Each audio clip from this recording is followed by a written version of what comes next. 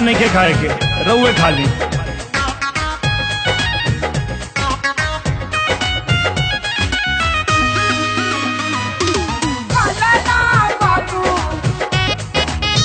अरे कहत नहीं हमरा नहीं के खाए के, हम ना खाए।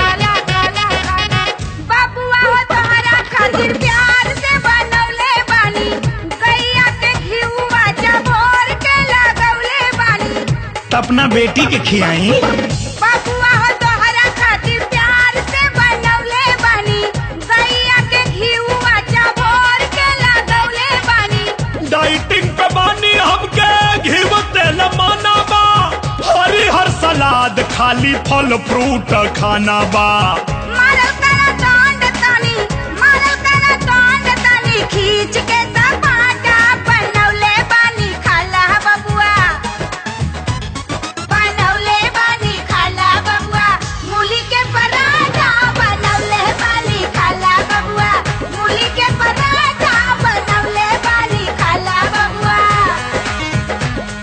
हमरा लेट होता, शूटिंग पे जाए के बाद। अरे भूख लगी तो हम खा ले। हाँ रहुआ चिंता मत कर। खाला खाला खाला।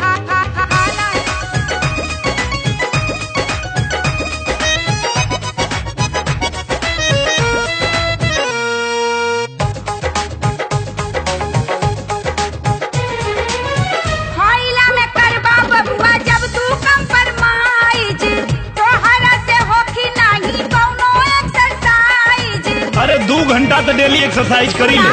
खइला में करबा बबुआ जब तू कंप्रोमाइज, तोहरा से होखी नाही कौनो एक्सरसाइज। जे तू डिसाइड करबू हमर खान पान हो, नीम हकीम पड़ी खतरे में जान हो।